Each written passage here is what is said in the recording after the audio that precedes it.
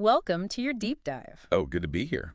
Today, we're digging into something pretty universal, right? Human desire, but specifically how it works in long-term relationships. Yeah. We got a stack of sources from you guys that go deep, like from the evolutionary stuff all the way to personal growth and how that can impact the spark. I'm already finding it pretty fascinating. Yeah, it's interesting. The material you sent over goes beyond the what a lot of people assume about desire, and it gets to how relationships actually function. Yeah. Okay, so one of the first things that really stood out to me was this idea of the two fundamental rules of desire. It's saying that, like, every relationship has a low desire partner and a high desire partner. Like, it's always there. Yeah. It's LDP and HDP, they call it, even in the, quote unquote, happiest couples. Right. So I don't know. Yeah, and the research, this is what's really fascinating to me. Okay. The research actually backs this up. The low desire partner seems to be the one who controls how often a couple has sex, regardless of their personal preference or the health of the relationship. Huh. See, this is where it gets weird for me, because you'd think the person who wants it more would be setting the pace. Well, you would Yes. think that, yeah. But these sources are saying, no, it's the LDP who's calling the shots ultimately. Yeah. So I started thinking, like, wait, is this happening in other parts of my life too? Like, I'm always the one bugging my partner to do laundry, but they're cool with that lived-in look. I don't know. Exactly. So maybe I'm the low desire partner when it comes to neatness. I don't know. It's not just about sex. Okay. You can see this with chores, finances, how we spend our free time. It's the partner with the lower desire for an outcome. They tend to have the greater amount of influence. Wow. Okay, that's making me rethink some arguments I've been having. But it gets even more interesting because the sources go on to challenge this idea that desire is purely biological, just like a hormone thing. Right. It's not just hormone. Right. No, they introduce this idea of the reflected sense of self, which basically means how much we rely on our partner's validation to feel good about ourselves. Okay. And that directly ties into how we experience desire. So it's not just like the physical urges, we're also craving that emotional connection. We want to feel desired and worthy. Yes. I can see how that gets tricky. Yeah. It definitely adds a layer Yeah. to this LDP, HDP dynamic. Okay. The sources, they talk about fictional couple, Robert and Sally. To illustrate this, Robert is the high desire partner. He's really into Sally, wants to have sex, frequently. Yeah. But Sally, the LDP, she's not so interested. And here's the thing. Robert's desire is tied to Sally's enthusiasm. Wait, so even though he finds her attractive, if she's not into it, his desire starts to fade. Yeah, It's kind of sad. that's right. Yeah. But I can see how that happens. Yeah, it's a common pattern. Yeah. And it can easily, what can happen? This can easily become a cycle, a vicious cycle, where Robert feels rejected. That makes him less confident, which makes him less attractive to Sally, to her. Meanwhile, she might feel pressured to meet his needs, and so she withdraws even further. Oh, man. It's a complicated dance for sure. Yeah. It's a tricky dance. Okay. So we've got biology, emotions, this whole power dynamic thing. It's all mixed up. But then, to make things even more complex, the sources bring in this mind mapping idea. Oh, yeah. Have you heard of this? Sure. I don't know. It sounds like we should be drawing out diagrams or something. Yeah, but not literal maps. Okay. In this context, it's about how our brains are always trying to predict what our partner's thinking, what they're feeling, especially about sensitive topics like sex. Right. We're trying to decode their wants, their boundaries, their potential reactions. Oh, man. Okay. I'm already getting anxiety just thinking about trying to read my partner's mind all the time and worrying about getting it wrong. Talk about pressure. Yeah. It is inherently vulnerable, this, the process of trying to figure out somebody else's inner world.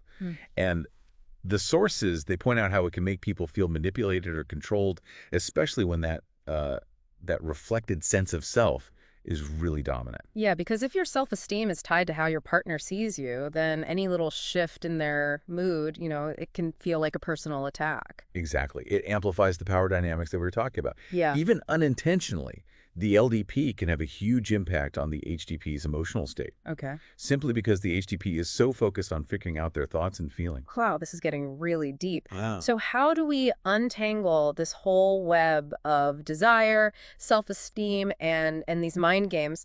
The sources offer this tool they call the 4 points of balance. Right. And I got to know, what are they? What are those 4 points of balance? Think of them as core areas for personal growth. Okay. They help you develop a solid, flexible self, Mm-hmm. a sense of who you are. Okay. That's both strong and adaptable. Oh. And this, in turn, it really has a huge impact on your capacity for desire and intimacy and connection. Okay, walk me through these 4 points. Sure. So the first point is that solid, flexible self we talked about, Mm-hmm. knowing your values, what you stand for, and staying true to yourself even when you're facing pressure or disapproval from others. So not being a chameleon, constantly changing to please your partner. Exactly. Okay. The second point is quiet mind, calm heart. It's about managing your emotions, soothing anxiety, and not getting swept away by every little feeling that comes up. Okay. Basically, learning to chill out and not overreact. That's right. Solid advice for life in general. What's next? Yeah, that's a good one for sure. The third one is grounded responding. Okay. This means reacting to situations, even stressful ones, in a way that's balanced and appropriate. You're not shutting down. You're not exploding. You're finding that sweet spot Okay. of clear and calm communication. Got it. So no silent treatments or volcanic eruptions. That's right. Okay. What's the final point? The final point is meaningful endurance. This is about having the strength to persevere through tough times with a sense of purpose. It's about understanding that challenges are a natural part of growth, both as individuals and as, in our relationships. Okay. So having the grit to stick with it when things get rough, knowing that it's all part of a bigger journey. Precisely. Of it. And the sources use another fictional couple, Carol and Randall, to show how struggling with these points can lead to, it can really lead to gridlock and conflict. Oh, okay. Let's hear about Carol and Randall. What were their challenges?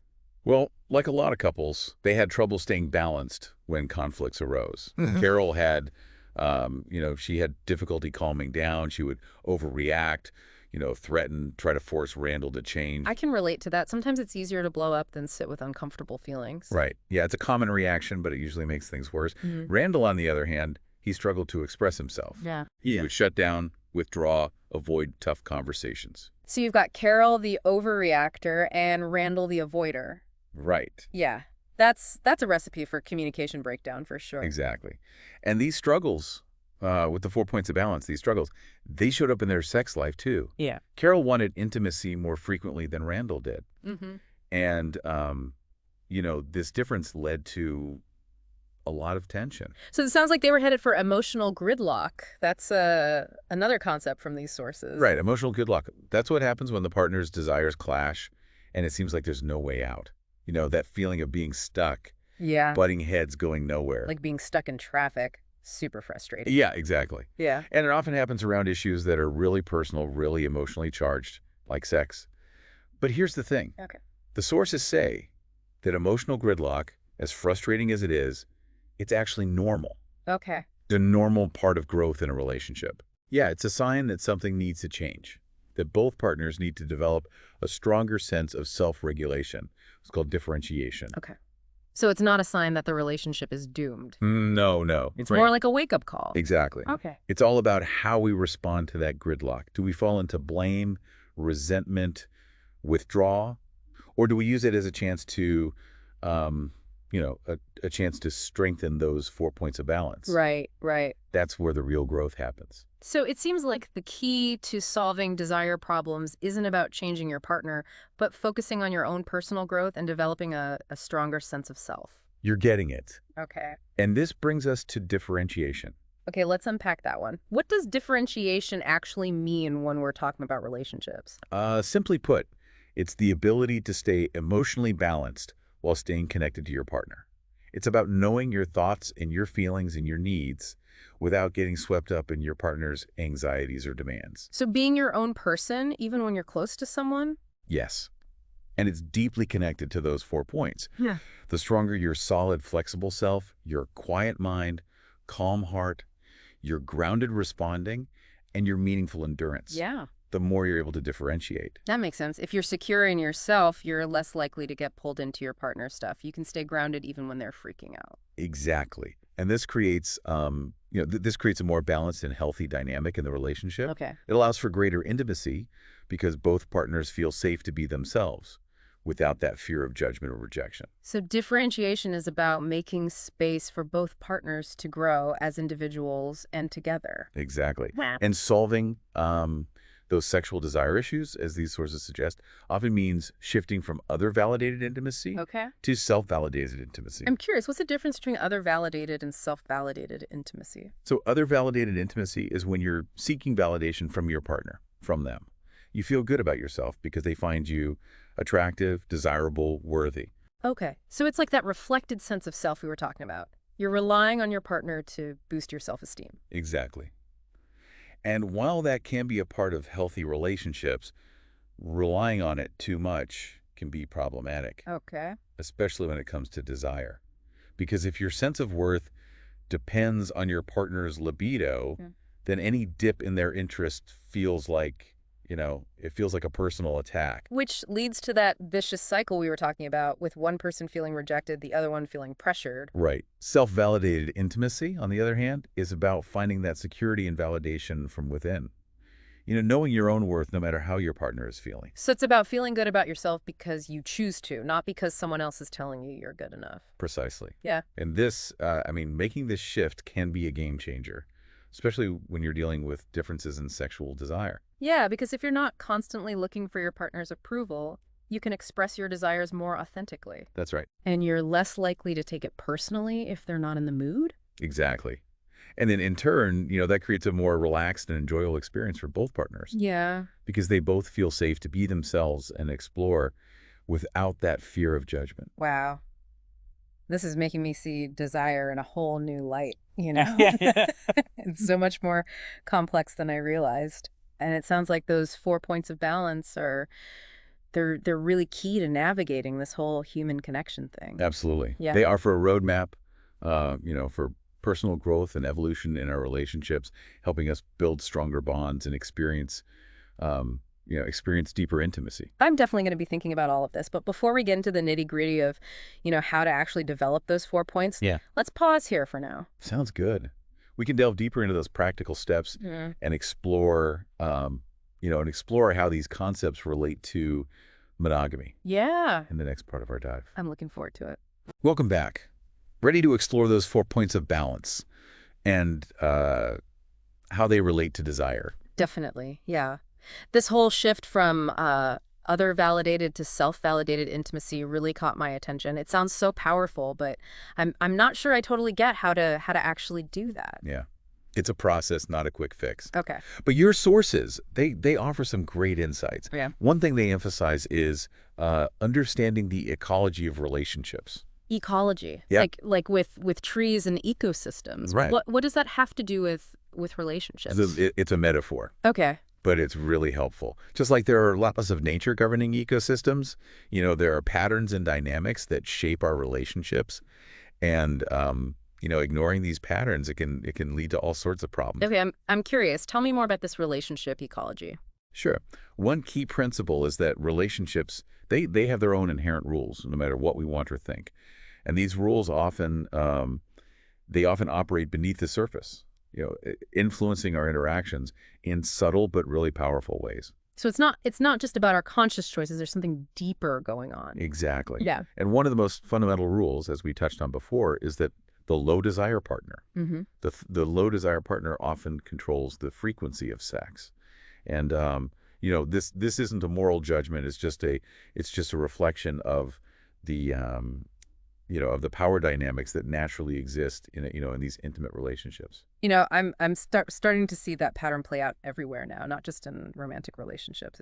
Yeah. It's definitely a widespread phenomenon. Yeah. And understanding this dynamic can really help, it can help couples who are struggling with these desire differences. Instead of blaming each other, they can start to explore more constructive ways to manage their differences. So instead of trying to make your partner change their libido, you learn to work with the dynamics at play. Precisely. Okay. And that's where those 4 points of balance become so essential. The more grounded and secure you are in yourself, Okay. the less reactive you'll be to your partner's level of desire. So if I have a solid, flexible self, I won't take it personally if my partner's not in the mood. You'll be able to recognize that their desire or their lack of it Mm-hmm. isn't about isn't about your worth. It's a reflection of their own internal state, Mm-hmm. which could be influenced by, all sorts of things, stress, hormones, Yeah. even past experiences. It's funny, but this is kind of like that saying, you can't pour from an empty cup. That's a great way to put it. Yeah. Yeah. You need to fill your own cup first, Okay. cultivate your own sense of self before you can, before you can really show up for your partner. Okay, so I'm starting to see how this self-validated intimacy fits into all of this. Yeah. It's about feeling good about myself because I choose to, not because my partner's giving me that validation. And that's pretty liberating when you think about it. It is. And that freedom allows you to be, more present and authentic in the relationship, both emotionally and physically. Okay. So it's not about fixing the desire problem, but it's about creating an environment where desire can actually grow. Exactly. Okay. And this often involves shifting our focus from our partner to ourselves. Okay. The more we develop those 4 points of balance, Okay. a strong sense of self, emotional regulation, Yeah. grounded responses, and the resilience to get through tough times, the more we create a foundation for a truly fulfilling and passionate relationship. It sounds like you're talking about taking radical responsibility for our own happiness. That's a great way to put it. We can't control our partner's desire, Yeah. but we can control our own growth and development. Yeah. And that's where the real change happens. This whole conversation is making me rethink everything I thought I knew about relationships. But before we dive into any self-improvement plans, I'm curious about something else. These sources brought up monogamy. It feels like we're constantly bombarded with messages about novelty and excitement being essential for keeping the spark alive. And I'm wondering if that's really true. Yeah, it's definitely a common narrative in our culture, but these sources challenge that assumption, arguing that monogamy, when you approach it consciously, Okay. can actually be it can be a catalyst for deep growth and connection. Okay. I'm all ears. Tell me more about this pro-monogamy perspective. Sure. One of the key points they make is that monogamy, it creates a container for deep intimacy and vulnerability. Okay. When you're committed to one person, you're forced to confront all of your own emotional baggage. Okay. Your insecurities, your fears, your defense mechanism. So it's like a crucible that forces you to do the inner work. Exactly. Okay. And while that can be challenging at times, it's ultimately what allows for true transformation. Mm-hmm. When you're willing to be vulnerable with your partner, Mm-hmm. to show them your true self, warts and all, you create the conditions for a level of intimacy it's just not possible in more superficial relationships. And this in turn can reignite desire even after the honeymoon phase is over. Absolutely, because true intimacy, it's inherently erotic. It's about seeing and being seen, knowing and being known on the deepest level, Mm-hmm. and that kind of soul to soul connection Yeah. can be incredibly arousing, even more so than that initial spark of passion. Okay. So it's not about chasing novelty, but about cultivating a deeper connection with your partner. Yeah. I mean, that makes sense, but it sounds like a lot of work. It is, but the rewards are immense, and those 4 points of balance we talked about. Yeah. They're essential for navigating the ups and downs of monogamy. When you have a solid sense of self, you're less likely to be swayed by temptation. When you can regulate your emotions, you can ride the waves of relationship challenges without capsizing. And when you have that, that grounded responsiveness, you can communicate your needs and desires. You can communicate them clearly and compassionately. So it's about equipping ourselves with the tools to stay connected, even when we're feeling distant, and to keep choosing love, even when it's hard. Exactly. And the more we practice those 4 points of balance, the more we cultivate self-awareness and compassion, the more successful we'll be at, at creating a fulfilling and passionate monogamous relationship. I'm starting to see a pattern here. These 4 points of balance really, really are the foundation for a thriving relationship, no matter what challenges we They face. are. Think of them like the roots of a tree, providing stability, nourishment, and the strength to weather any storm. I love that analogy. It really drives the point home. But let's get back to the practicalities of desire for a moment. Even in the most loving relationships, there will be times when one partner is in the mood and the other one isn't. How do we handle that without creating pressure or resentment? What are some ways to initiate intimacy that feel respectful, inviting, and even playful? These sources actually offer some surprisingly practical advice on this front. Hmm. They talk about creating a culture of eroticism in the relationship. A culture of eroticism. That sounds intriguing. Tell me more. Sure, it's about cultivating an atmosphere of sensuality and playfulness both inside and outside the bedroom. It's about paying attention to the little things, a touch, a compliment, a shared glance. So it's not about scheduling sex or grand romantic gestures, but it's about weaving sensuality into the everyday.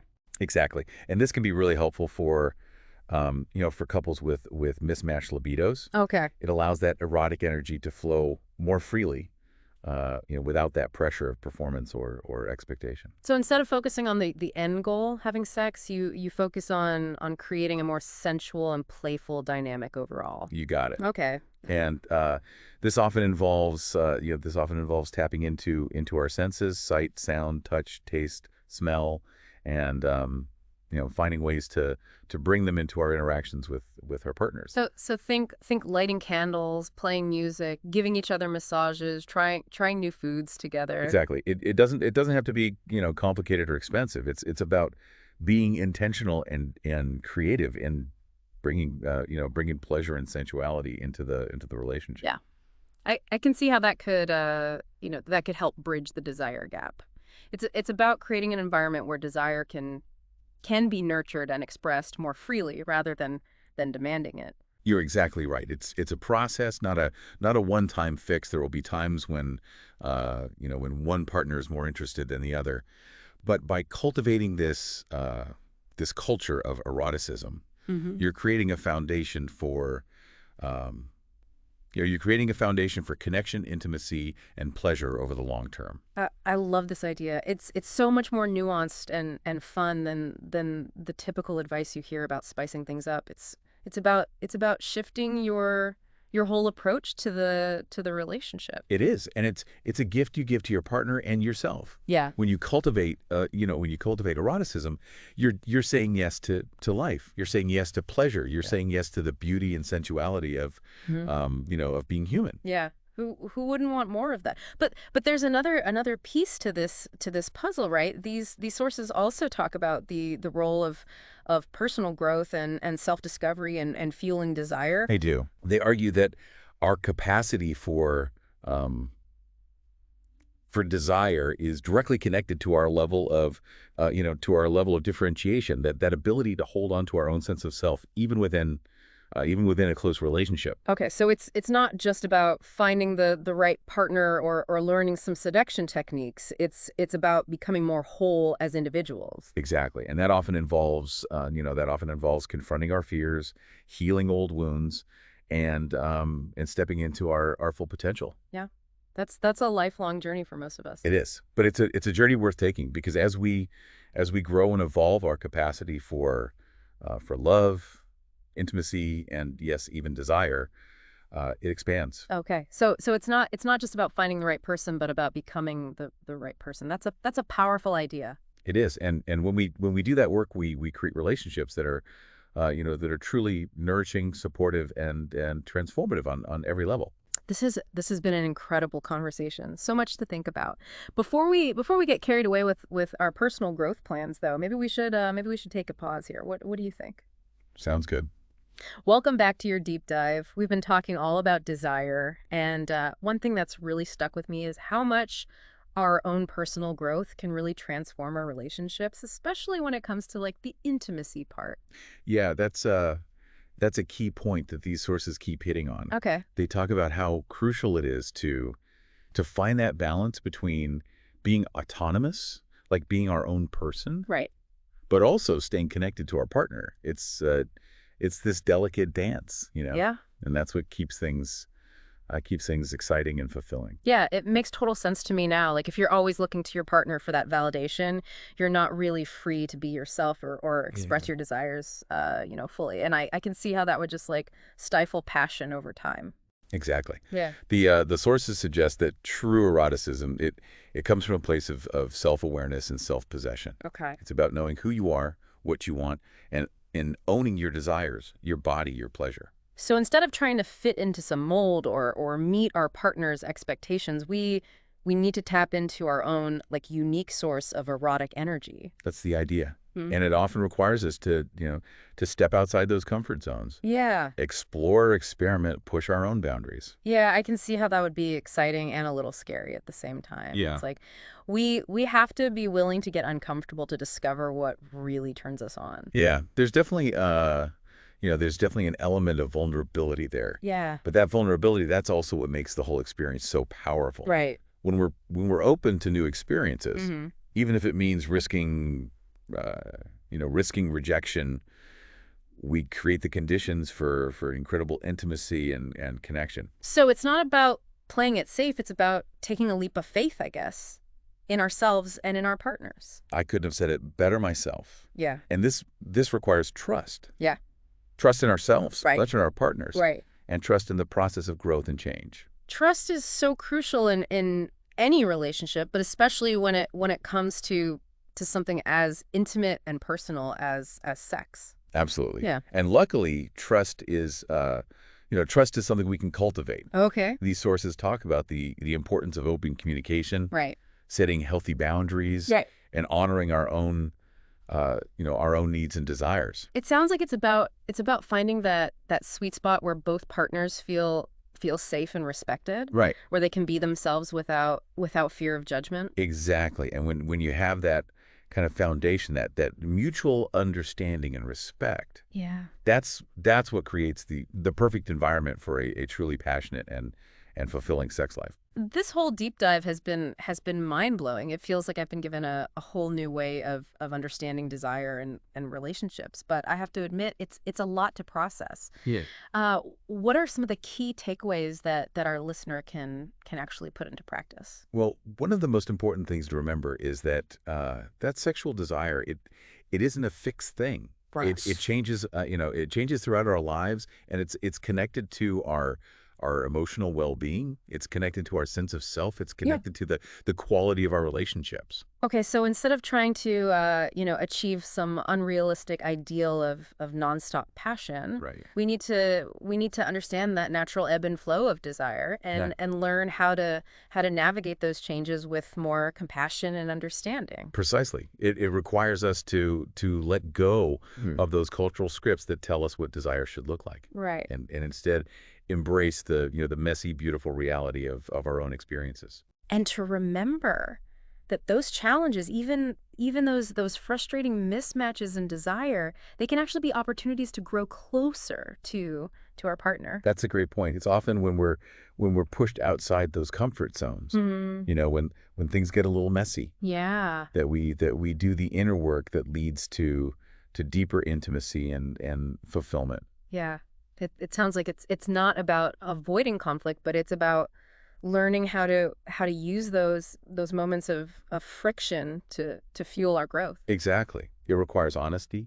It Mm. requires clear communication, Right. and it requires a willingness to explore new ways of being together. So ultimately, it's about taking responsibility for our own happiness, both individually and in our relationships. Yeah. It's about recognizing that we have the power to create the kind of love and intimacy we truly desire. That's such an empowering message. No Yeah. matter what challenges we face, no matter how stuck we feel, Mm. we always have the ability to change, to grow, and to create a more passionate and fulfilling life. This has definitely given me a lot to think about. Any final words of wisdom for our listener as they continue their journey?